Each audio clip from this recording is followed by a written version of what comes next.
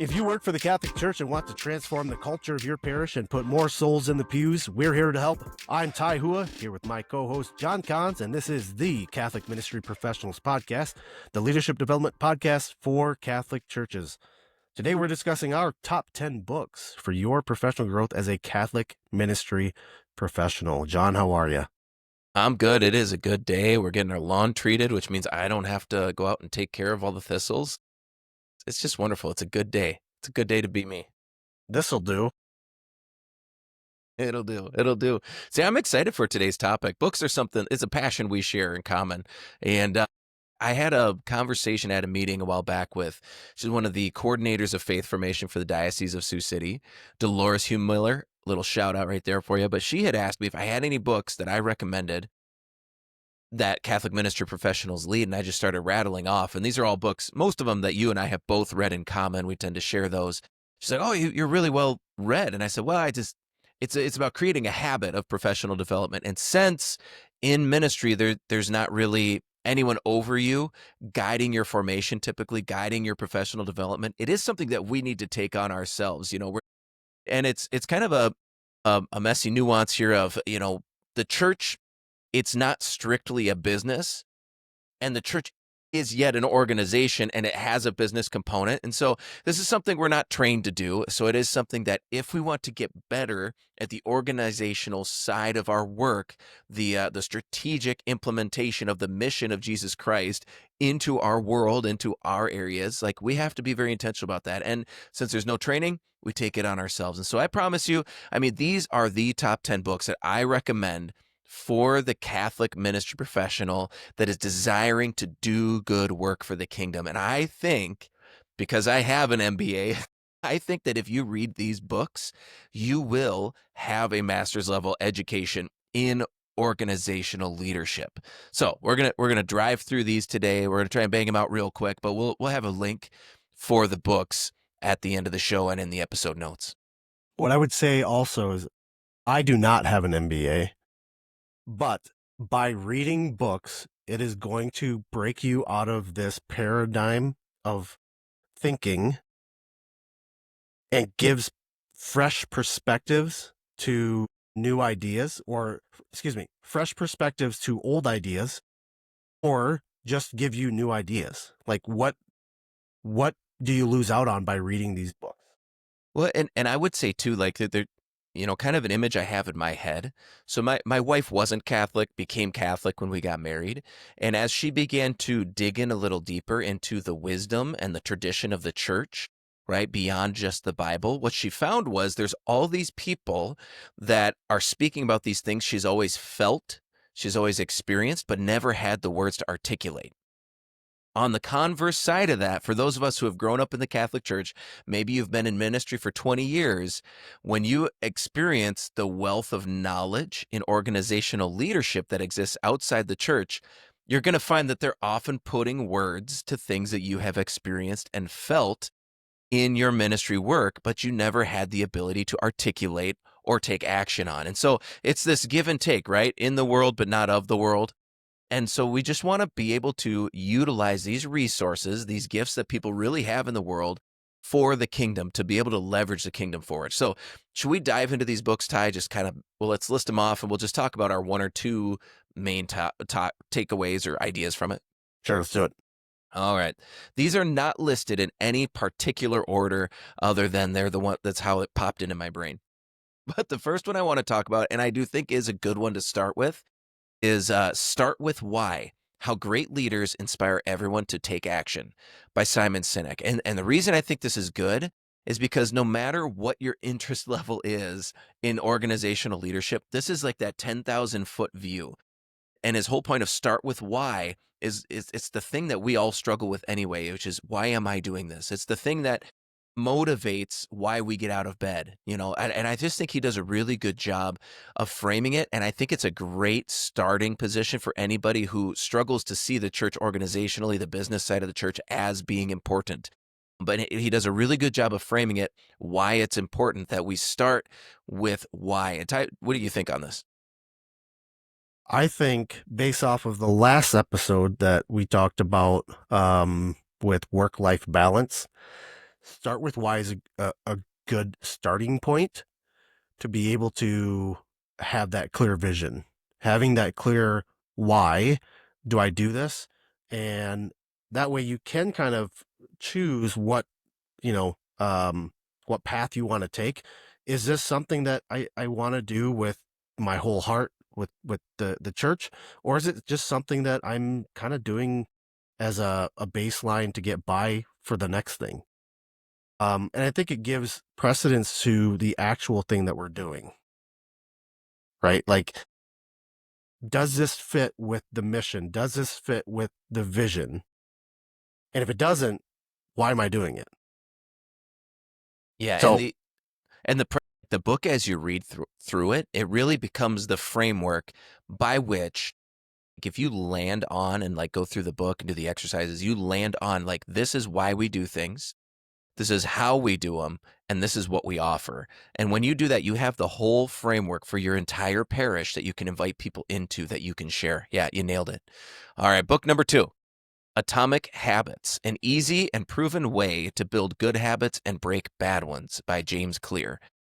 Now, this is a great book for ministry solely because so much of what the church does is work in building virtue, in building good habits and getting rid of bad ones. It's behavior modification. So, this is a good book for you as you look at your ministry. If you're like, I need to do some things differently, but I just have trouble getting traction on changing direction, or if you're somebody who has trouble fitting prayer into their day, or they have time fitting whatever it might be into their day, he really breaks down the process of building good habits, building virtue, and breaking bad habits. And he makes it so simple and so actionable. I think it's good for anybody who leads a ministry. I think it's good for anybody who's just looking to change their life in general, who's looking to improve the way they experience life. And this, it could be something great for you to go through with parishioners as well. It's the same virtues talk, but it's said in a different way and might actually be good in the sense that it becomes that entry level for people to come in so that then you can build that conversation into the virtues, not just breaking habits, not just building good habits, but building a life of virtue. And this was one for me, Ty. I don't know if you remember when I was reading this, but I went full tilt on this for like 2 months because I was like, he teaches you how to build a habits scorecard, how to make it fun to do better. And I like, man, I nerded out on this for months until those habits kind of kicked into place. And now they're not things I have to think about. And it really helped me rewire how I do so much with Catholic ministry professionals, how I interact with my wife and my children. It's been very, very good for me. So I can't recommend this book enough. Book number 3, Reset, How to Change What's Not Working. And this is a book by Dan Heath. This book was so fun to listen to because it's full of stories of companies, of organizations that were really struggling. And his whole point is that you don't need to change everything. You just need to have a point at which you stop and look at like, what is the lowest leverage point here? What is the minimum viable change essentially that we can make that's going to have the most positive outcome down the line. And he talks about how organizations and teams really can have that reset moment. And he gives you all these one-liners to prompt conversation. He gives you little activities you can do as a group, as a team, to really sit back and go, how do we need to change things going forward? So it's a really good one, just as even maybe a retreat for a parish team. If your team is looking to find some ways that they can change the minimal inputs to get bigger outputs in the ministry area, in the ministry world, this is a great book to read. Number 4, The Charisma Myth by Olivia Fox Cabane. This is one that I think will speak to the hearts of a lot of people in ministry. And one of the things that we do find is that because we're not trained in leadership, we can often have trouble leading with confidence. This is a book I read years ago, and they walk through these 3 things that you need to focus on if you want to appear more confident, and if you exercises that you go through to make yourself feel more confident. So this to me was just a really good one to help me become more confident in my work, to be able to step out, to be able to put forward that face that is that is more attractive, to bring people into the fold, because nobody wants to follow somebody who's not leading with confidence. Nobody who wants to interact with somebody who doesn't meet them with warmth. All right. So she really breaks down some of the science behind building up behind yourself a reservoir of strength to move forward in your mission, to move with strength to move forward in your leadership. And again, I think it'll be really helpful for those people who struggle to lead with confidence in their ministry. Number 5, Crucial Conversations, Tools for Talking When the Stakes Are High by Carrie Patterson. Ty, have you read this one? I'm trying to remember. Yeah, I've read it. I've done training through a company that I used to work for on it, and I think it's vitally important, not only for business but for everyday life. Say more about that. Well, I think there is a perception of how we communicate, but we don't ever think of the perception of how people receive communication. So this is a really good way to reframe the conversation so that it becomes constructive. So it doesn't break down into hurt feelings or initiatives or things that we're trying to get done to be sidelined, right? Because there's so many times where it's like, I have to get this done in my day job, but Ethel is on the opposite side of it. And I got to work with her, but her personality compared to mine, we just don't mesh well. So I'm going to push that off for as long as I can, right? Or hopefully she forgets about it, I forget about it, and it doesn't get done. And then we don't have to talk to each other. Where crucial conversations come in is, where's the breakdown happening? How do we get over that so we can both achieve what we need to get done and make our job more fulfilling? Right. So the crucial conversations is, I would say, vitally important to do, especially if you're a manager managing a team of people, because you have the, would I dare say, the privilege of working with multiple personalities and different, communication styles. As a manager, as somebody that deals with a lot of people, even if you're not a manager, having a set of tools or questions as you read this book, uncover how people communicate, you're going to find, like, hey, it's not just their personality, it's how they communicate. And I was communicating wrong. So this puts you in a better position to get things done. Absolutely. And I would even say too, everything in there also translates into how you communicate with your spouse, how you communicate with your kids. You run into that other parent on the committee for your kid's school that thinks you should do XYZ and you disagree because you don't have time. These are tools for having those crucial conversations per the topic or the title of the book. All right. The next book, number 6, Gap Selling, Getting the Customer to Say Yes. Ty, this is one you're particularly passionate about. Yes. My sales technique, if you will, changed when I read this book. Because previous to reading this book, I always thought, and I was a good salesperson. I would say I was great. I always thought that I can, my objective is to get anybody and everybody to say yes to buying whatever I'm selling. And the fact of the matter is, that's why salespeople have that icky sense when you're working with them. Yeah, the reputation. Yeah, that's the slimy car salesperson, which I was a car salesperson. I wouldn't say I was slimy. But this shifted my perception to say, well, why don't I try to get to the heart of why, if they do want to buy my product, let's talk about that. Because if they don't, let's stop wasting their time and maybe we can point them in the right direction of somebody that can help fill that need.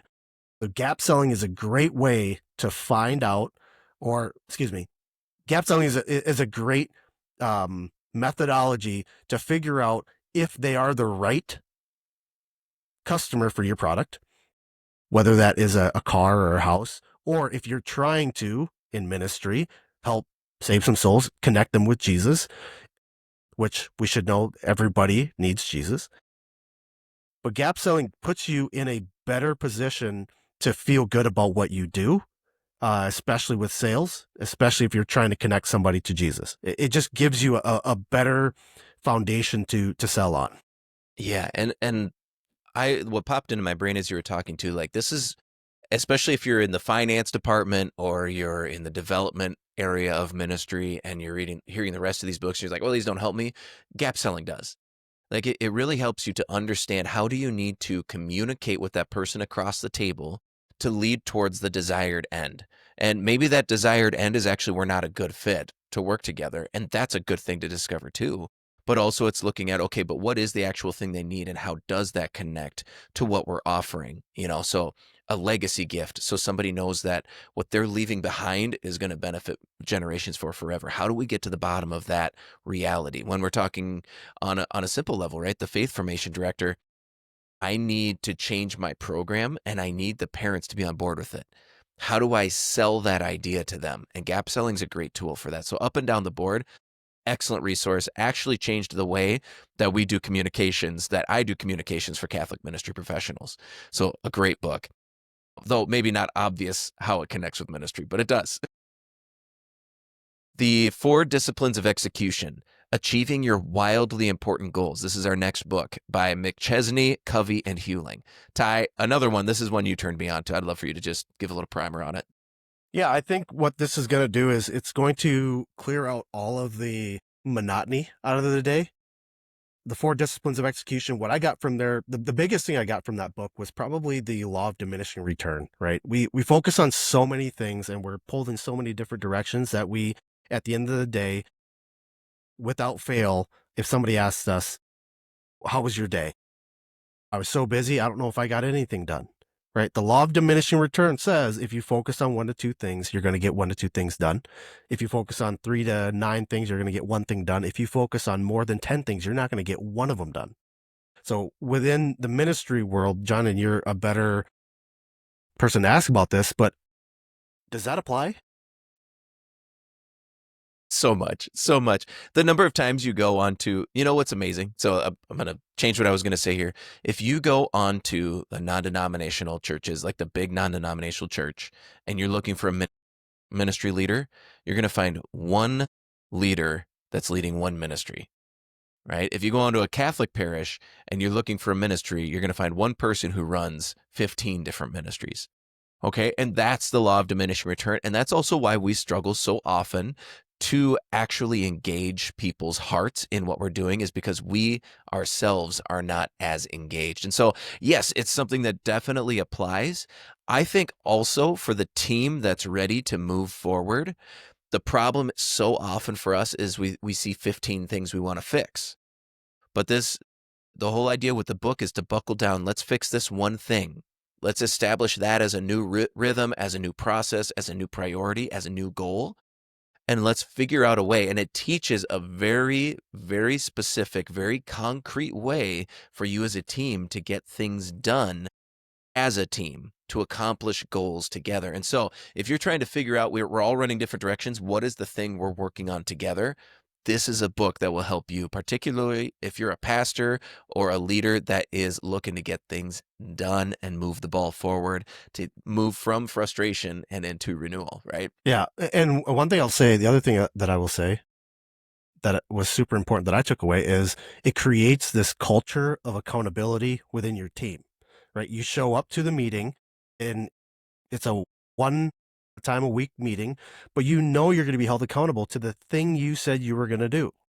So if you don't do it, you know that everybody on your team is going to rely on you to explain why you didn't get it done. If it was wildly important to the goal as a team that we set, why aren't you doing it? It'd be equivalent to somebody on a baseball team, right?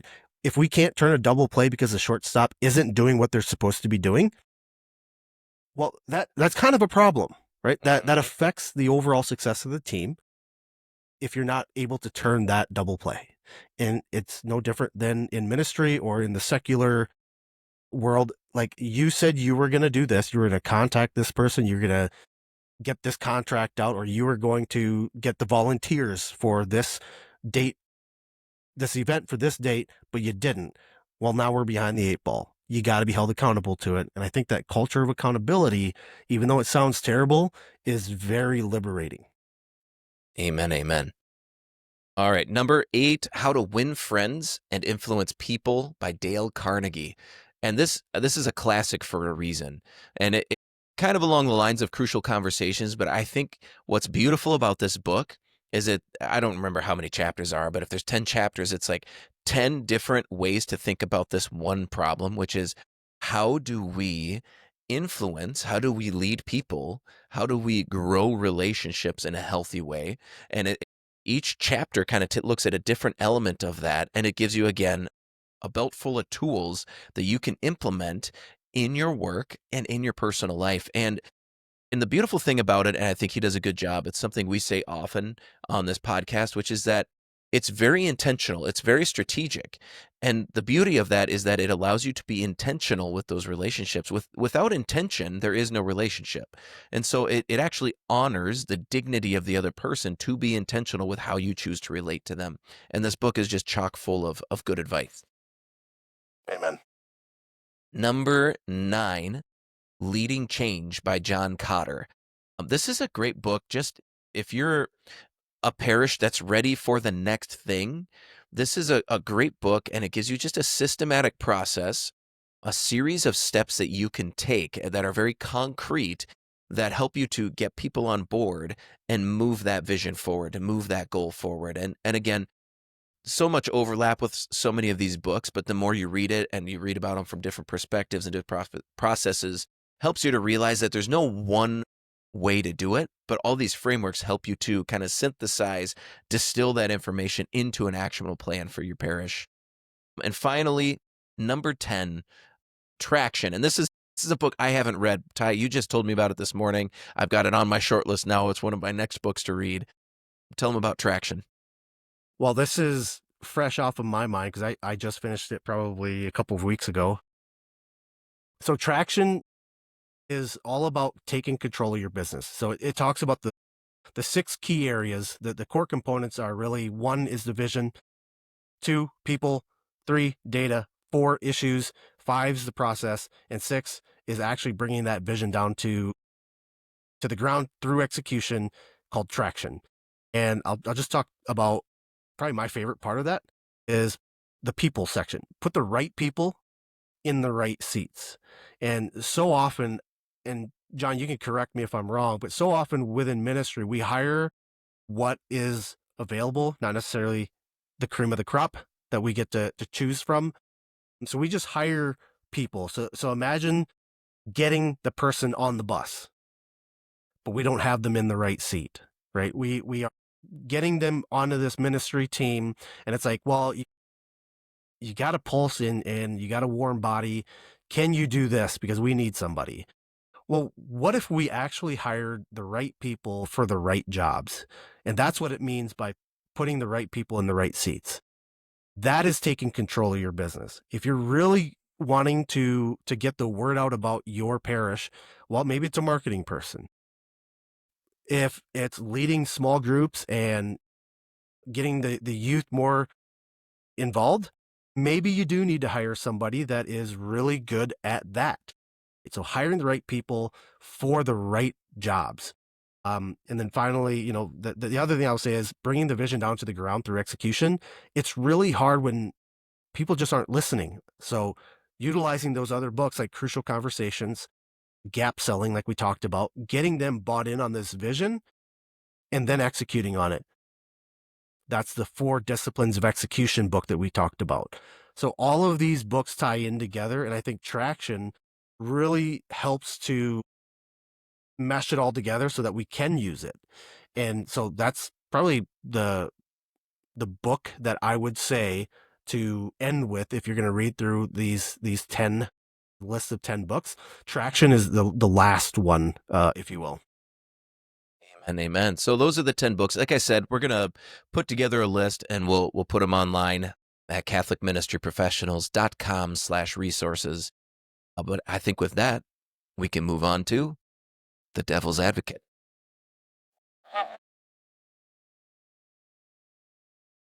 Dun, dun.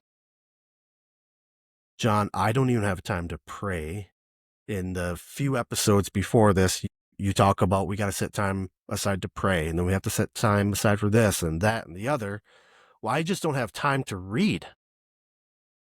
I don't. Like, what do you want me to do? What other thing do you want me to stop doing so that I can read? It's just one more thing. Yeah, my experience has been, this is my own life and in my conversations with Catholic ministry professionals, and even with you, Ty, is that people struggle to find time because they're not being intentional enough with their time, right? This is just a universal human experience. If something is important, you make time for it. And so there's lots of ways you can do that. But at the end of the day, it comes down to establishing routines and processes so that you can make it dependable. You can make it predictable and you can put it into your day. So it might be your morning routine, might be your evening routine, it might be your lunch routine, but there's some thing that you need to put in place. And a great book for that is Atomic Habits by James Clear. He talks through all of that stuff and how to implement those. So I would just say, the basic response to that is if it's important for you to learn how to lead your ministry better so that you can grow it, you can renew it, you can bear the fruit that Jesus demands that you bear, then it's important enough to make time. And that just comes down to, again, all these books are going to help you to do exactly that. So that's the answer. And I think that leads nicely into our actionable steps because, of course, we always want you to be able to take action on the conversation we had today. And this one's really simple. Go to catholicministryprofessionals.com/resources and buy one of the books on this list, okay? You can create your own habit of professional development. If you've been hungry to grow, to feel like your ministry is having more effect so that you can experience more joy and success in your ministry, then you need to begin to fill your belt, your tool belt, with the tools needed for the job. And these books are great tools for that job. And one of the things that gets pulled out in these books is that just a simple habit, right? 20 minutes a day of reading is going to get you about 5 books a year. That's half this list in 1 year if you just simply read 20 minutes a day. So you have to read the books, find ways to schedule it into your calendar. These books are they are the short list for being able to get all this stuff done. And again, if you need to start with one of them, start with Atomic Habits. It's going to give you the life hack to be able to make a habit that makes these books and other books like it a part of the rhythm of your day. And that is going to fuel you. It's going to fill your life. Okay. So with that, I believe we can call it a wrap, huh, Ty? Yeah, I think to answer that objection that you don't have time, I would say until you're sick and tired of being sick and tired, you're not going to do anything. If you're okay with a mediocre ministry, if you're okay with poor performance in your job and then complaining every day about how much you don't like your job or how much you don't like working with your coworkers or like you're not finding the success and the fulfillment through your job, until you get to the point where it's like, I either need to find a new job or I need to get better at my job. Why would you read anything? Why would you listen to anything? Why would you take any advice? But if you want to be better, if you want to do better, and if you want to be a better resource for your team, well, try to set aside 20 minutes a day. I bet you could find 20 minutes a day somewhere if you did a time audit throughout your day, or just wake up 20 minutes earlier to buy yourself 20 more minutes. I think it would be beneficial, and it's required of us as Catholics, right? Maybe picking up your cross is in the shape of a book. Maybe you need to do that. And what you will find when you start reading, other than personal growth and being better at your job, is that you are going to be better at doing the little things that will buy you more time. I guarantee you, if you read Atomic Habits and executed on those things, you would find easily 2 hours a day. Would you agree with that, John? Yes, that's what I found. So 100%. when you start complaining more and more, or you find yourself complaining more and more about not having enough time, well, that's a sign for you to start looking inwardly to say, where am I losing time? Where can I find more time, not just for work, but for my family? Where can I be more present for my family? So that's what I would say if you're constantly complaining about, I don't have enough time, or I don't have the availability to do more projects and this or that. Well, you're right. How about we focus intentionally on the 1 to 2 things that we can get done, cross it off the list, and then move on to the next 1 to 2 things so that we can get it done, versus focusing on 10 things or more that we don't get anything done. That'll preach. All right. Well, thank you for listening to the Catholic Ministry Professionals podcast. If you found this episode helpful, please share it with a priest or a friend in ministry that could benefit from it. And with that, we'll see you in the vineyard.